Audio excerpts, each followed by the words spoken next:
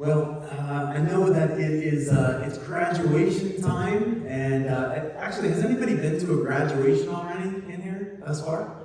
Oh, okay, not yet. Huh? Oh, yeah, awesome.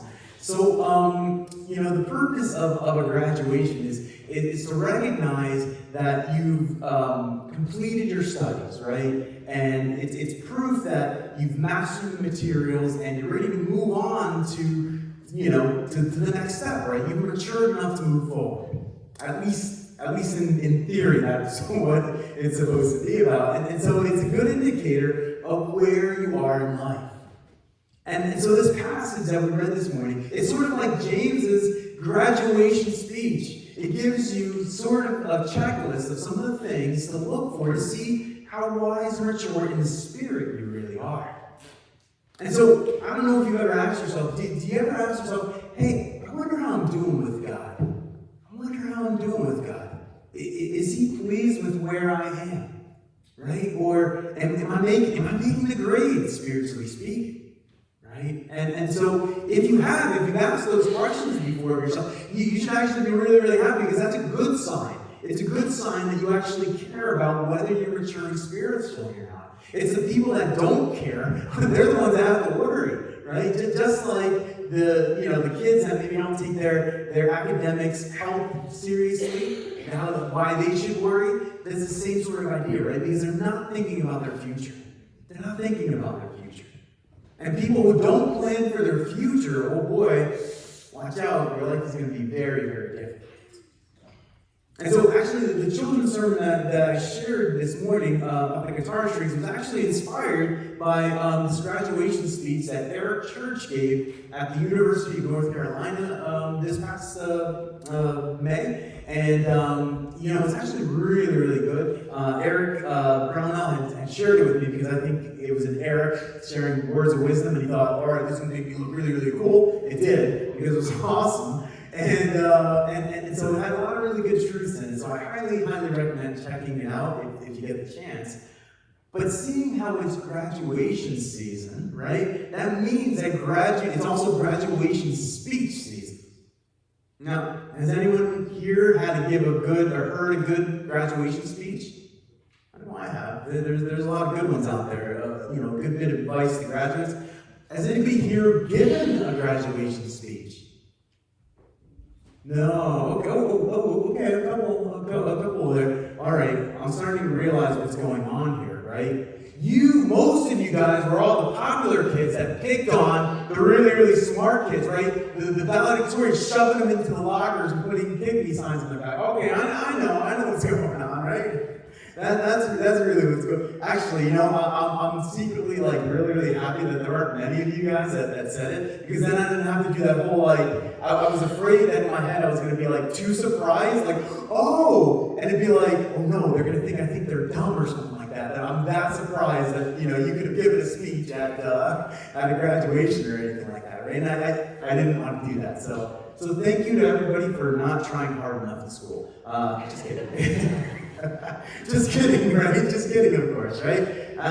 Look, the surprise wouldn't come from any one of us being valedictorian or whatever, right? That's not. It's more from the fact that I don't consider any of us here to be that kind of like braggarts about our wisdom or our intelligence, right? There's nobody that we don't have somebody that I can think of that's got that annoying I'm smarter than you, and I'm going to show it to you every other minute of the day kind of person, right? I really don't think there's anybody that I can think of. But have you ever met somebody like that? Somebody that's just way too smart for their own good? They're kind of annoying, right? They're kind of annoying. And it's been my experience that some people can be very, very intelligent, but also not very wise, right? Have you ever had that sort of experience, right? They might be book smart, but socially or relationally or even spiritually, they're kind of dumb, right? Is maybe the word I want to use. Maybe they're even practically dumb, right? They don't know to look both ways before they cross the street because their head's in the clouds or whatever. It's been my experience that highly successful, intelligent, and ambitious people, sometimes they really struggle with the same dangers that James is pointing out to us today. Envy, selfish ambition, and boasting. And so it's important to keep these things in mind, right? Especially because sometimes the most intelligent and successful people, they aren't always the ones that we should look up to, right? To get advice from them, to get wisdom. We shouldn't always model our lives after them. Many people of influence and power, they got that way by following the wisdom of this world and not God's eternal wisdom. Right? They followed the carnal, earthly, unspiritual wisdom that James actually warns us about. And so we really need to be wary about where we're getting our information and our wisdom from, right? Because we're in this era of like information, right? People giving advice and opinions everywhere. And so how do you determine, how do you decide whether what someone says is true or wise or not? What do you do? Go ahead and call it out. If you have something that helps you determine, okay, is this advice I should listen to, or maybe not so? Personal experience? Yeah, personal experience, right? Does this line up with something that was personally, that I've experienced already and is a wise statement, right? Awesome. What else? Anything else that helps, kind of determine, this is really wise? What's that? Oh, yeah, it depends on the character. I love that you said the character of the individual, right? Yeah, their character. Who are they really, right? Yeah, that's a good one too. Some of the things that maybe will help you, right, is considering who the person is that said it, right? Considering their character. Maybe you want to weigh what they've said with what your community is saying. It's that trusted community, right? You want to weigh, obviously you want to weigh with what they're saying against Scripture is going along with what God has revealed to us. Because look, it's not always easy to determine whether some statement is really wise and we should listen to it or not, right? So let's play a game. Let's play a little game this morning, right?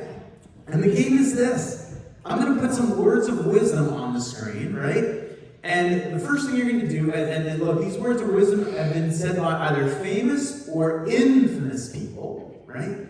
And the first thing you're going to do is whether you think it's good advice or not, right? And then the second thing is you're going to try to tell me if it was a famous person or an infamous person. And bonus points if you can figure out who the person was that said it, right? Okay, you ready? Let's go to the first one here. First one says this, right? Here's the advice. Fall forward. Every failed experiment is one step closer to success. You will fail at some point in your life. Accept it. You will lose. You will embarrass yourself at some point. Accept it. All right, famous, infamous? Who says famous? Famous. All right, who says infamous? All right, infamous. All right, and the person is Denzel Washington. Right? Who said that? So I guess famous. Yeah. All right, here's the next one. I'm calling you not to hate, because hate does not leave space for a person to be fair, and it makes you blind, and it closes all doors of thinking. Good advice or bad advice? Yeah, I think that's generally good advice, right? Well, do you know who said that? Go ahead. Muammar Gaddafi, right? Yeah, he's a dictator. All right. Something gets better, folks. All right. Let's hear the next phrase here. All right, the next one is, faith moves mountains, but only knowledge moves them to the right place. Yeah, that's pretty wise advice, right? That's pretty wise advice. And that comes from Joseph Goebbels. Yeah, a Nazi commander. Okay. All right, well done is better than well said. I think that's good advice, right? Well done is better than... And that was said by Benjamin Franklin. Right? Benjamin Franklin, pretty good. All right, how about this one? The real strong have no need to prove it to the phonies. I don't know how I feel about that advice. I think Mary likes it though, right? Mary, you agree with that good advice? All right. I guess Mary likes agreeing with Charles Manson. All right? Yeah, you're right. Yeah. I don't know, that one surprised surprised me. I was like, whoa, okay. The next one is, the best revenge is to be unlike him who performed the injury. I personally like that one a lot. And that was by Marcus Aurelius, who, he's famous, infamous maybe, because, he was a Roman emperor, so, they kind of did some things that were great. All right, just two more here. And the next one is, no one can make you feel inferior without your consent. You think that's pretty good? Yeah. Oh, wait. Eleanor Roosevelt.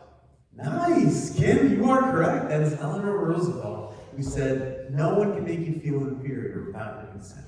I thought that was pretty good. And then the last one, an action committed in anger is an action doomed to failure.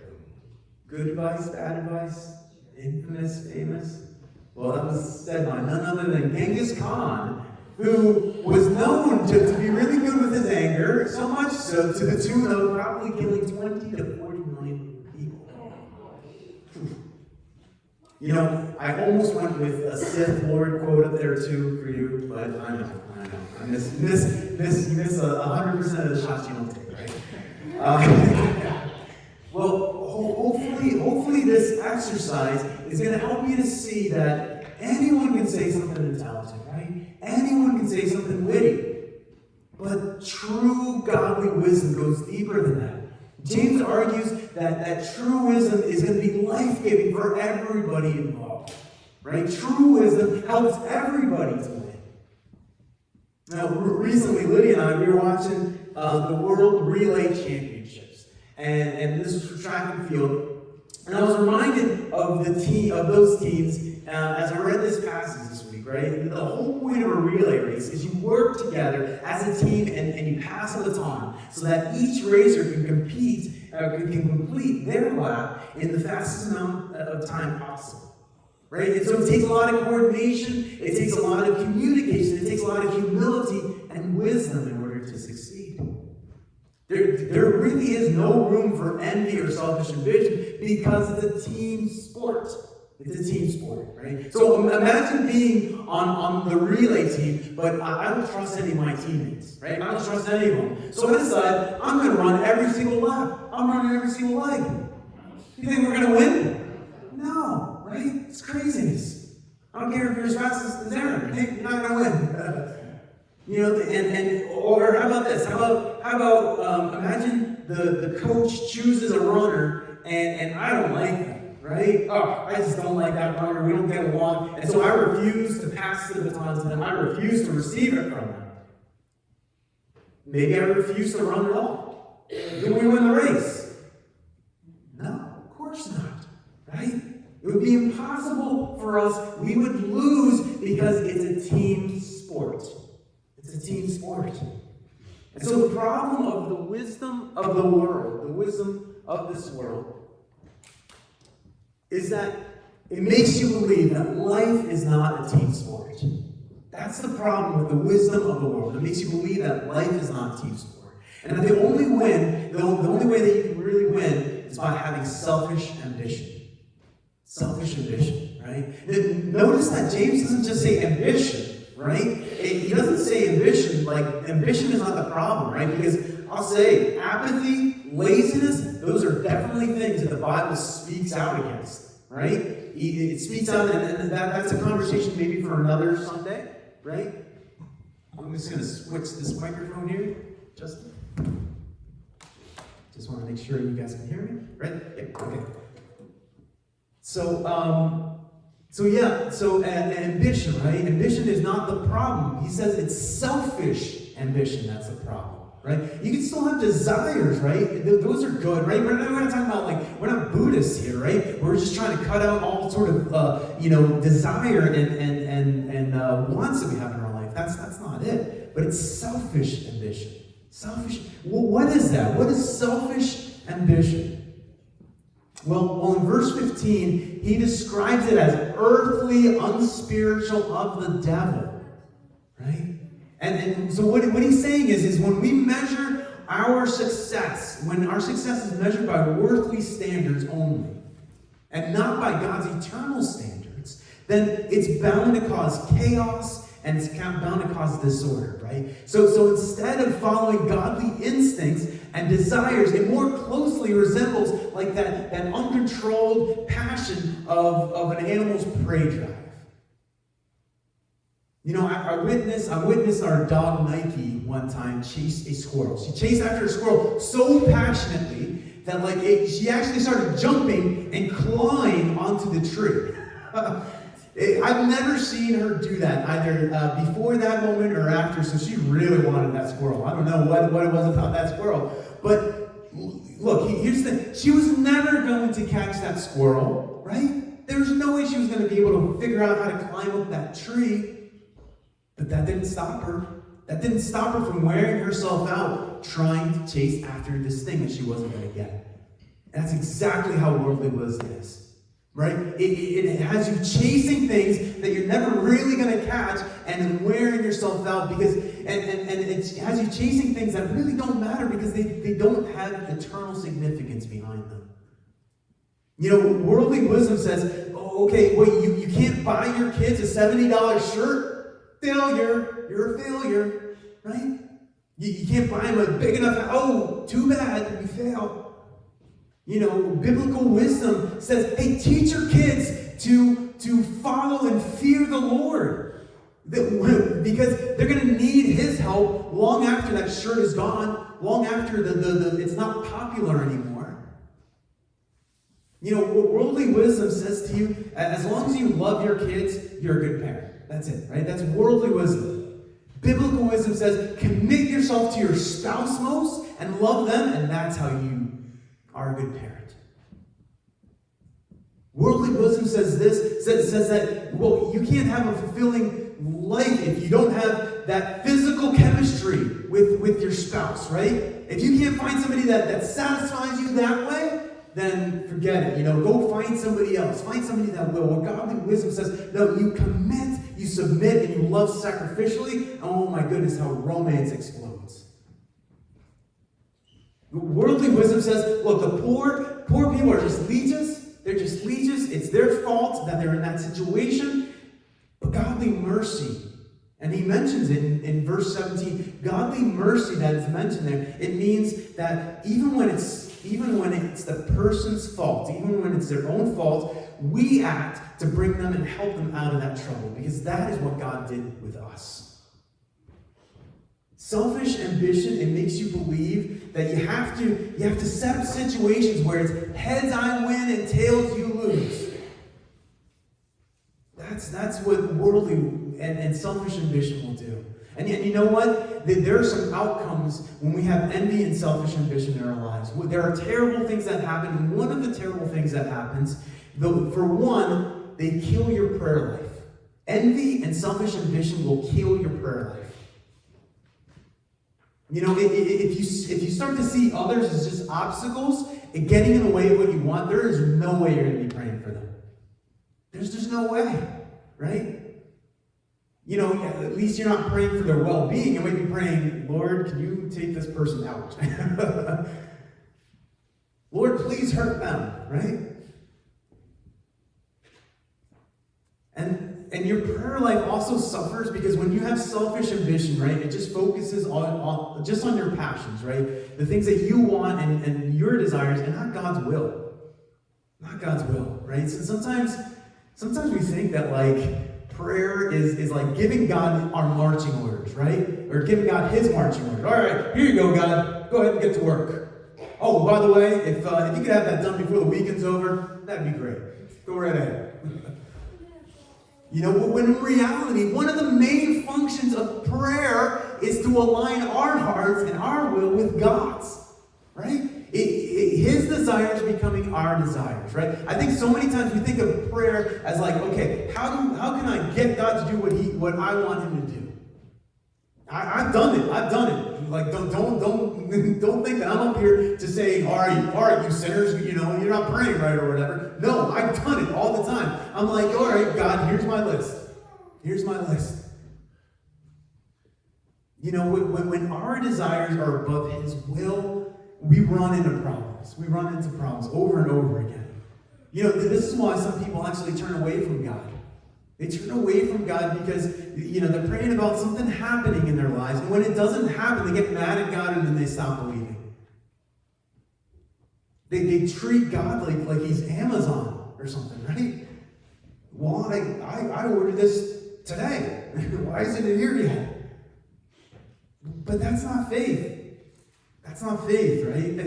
That's not a real relationship with God. They actually have a term for it. It's called therapeutic deism, right? And that's just a fancy term, a fancy way of saying it is somebody that believes that God's only purpose is to serve me.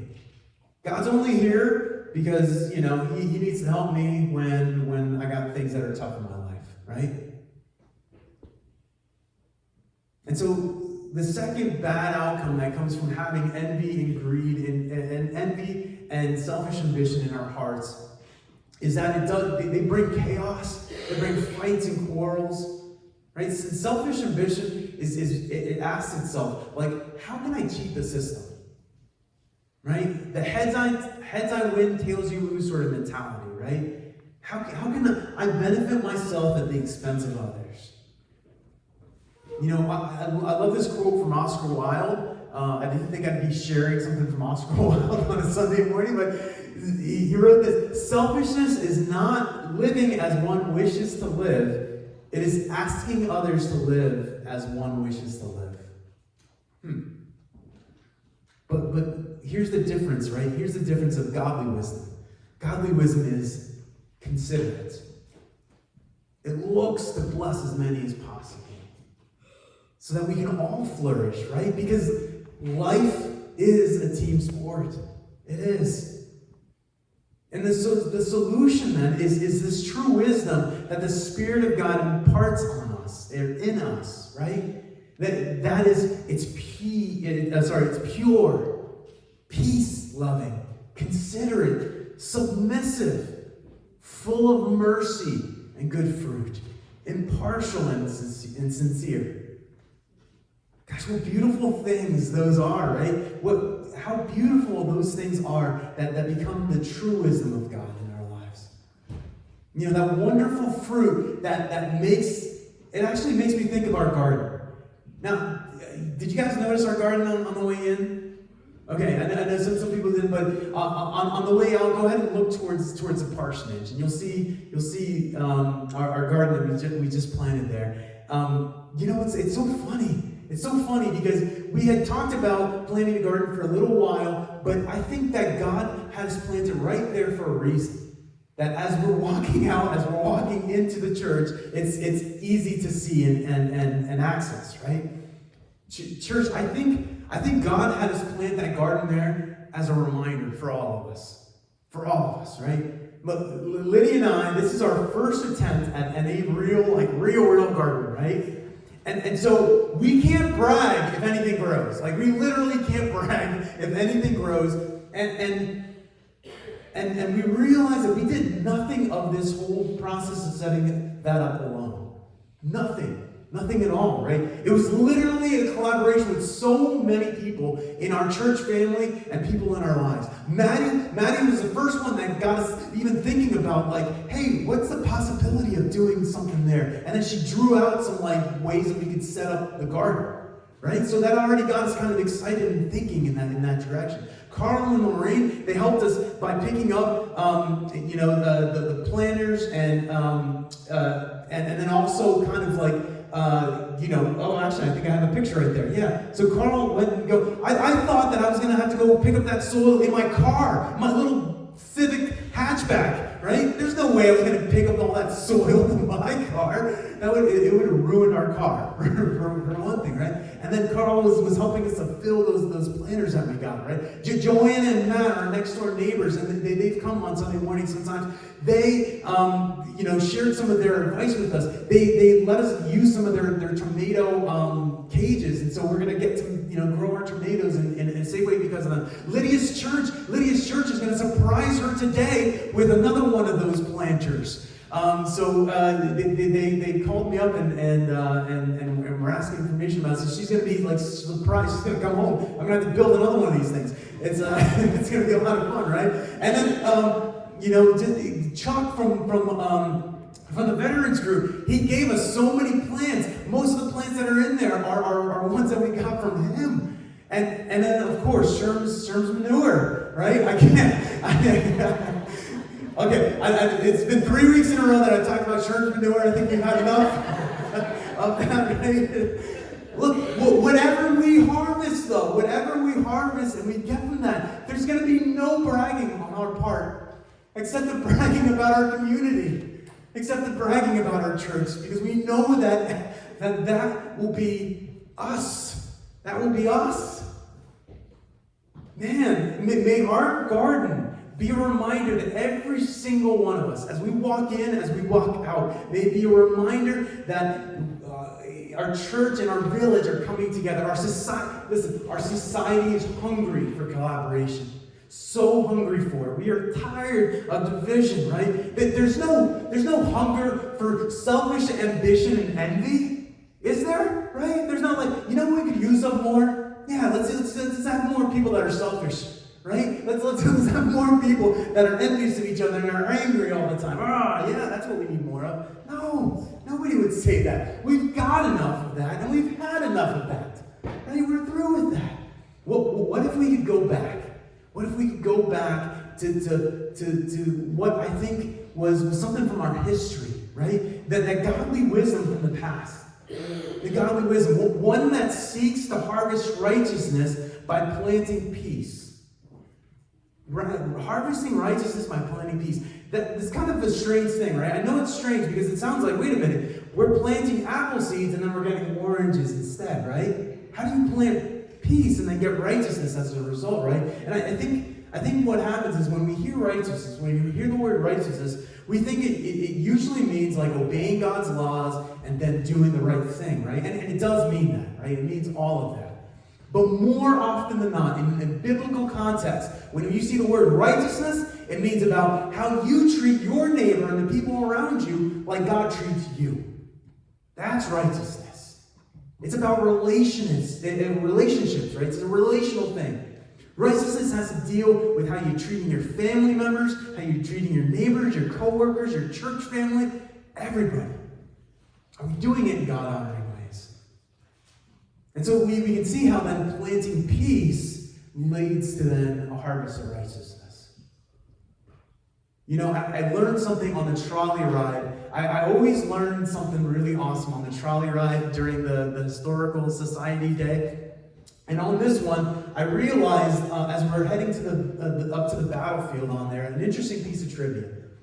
Hoosick Falls used to have the highest, and I know what you're thinking is what I'm thinking, what I thought of when they asked the question first. I thought, highest percentage of bars per capita, right? Yeah. See, I know. But that wasn't the answer to the question. At one point, Hoosick Falls used to have the highest wealth per capita in the state of New York. No way, right? That's what I said. I said, that can't be right, but Weebs confirmed it. And Weebs is, he knows his stuff, right? We were the highest per capita in the state, right? Gosh, wouldn't it be nice to go back to that distinction? Ooh, yeah, amen. But 1800s, some. I have the sheet. I'll show you. Yeah. Why, are you offering to share? No.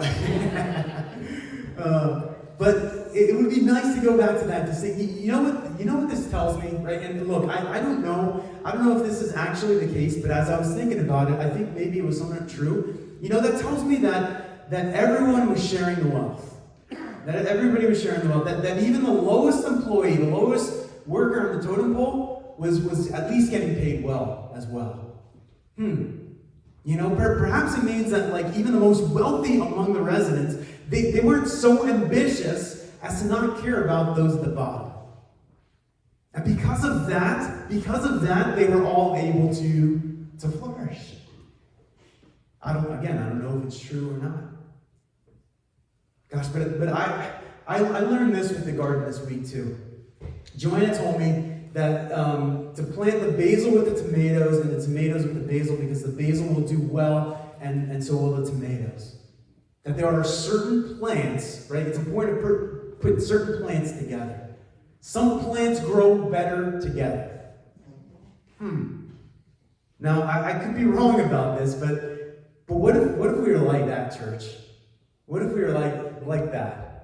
That we could be growing next to each other, right? That we could be planted, and because I'm growing, you're growing too. You know, I could be wrong about this, but I think I think we could be a church like that. I think we could be a church like that. Look, I know I'm not better without you, and I hope you feel the same way. Right? God has blessed me and grown my faith with you, and I hope you feel the same way. Look, I believe our town, our society, it's hungry for collaboration, it's hungry for humility. And so are we going to be the ones that hear God's voice? Are we going to be the ones to lead the charge? Or are we just going to continue with selfish ambition, envy, disorder, right? And that drives our society apart. Are we just going to be another place where we see division in our society? Gosh, I know what I want to plant. I know what I want to plant. I want to plant good stuff. Will you plant yourself with me? Will you call out to God to water us? God, fill us with your soil. Fill us with your presence, like you poured out so many years ago at Pentecost, God. Will we grow together, or are we going to wither apart? Because look, only we can decide that, right? And I hope that you will decide to grow together, because I think that God wants to give us a harvest of righteousness. Amen? Well, in response to this, I don't want us to just to think about it. I want us to respond, right? And in response to this, I'm going to invite our musicians to come forward, and we're going to sing a hymn together. And the together hymn is going to be, and they'll know we are Christians by our love, right? Not by our selfish ambition, right? Not by our greed, not by our jealousy, not by our envy, not by our strife,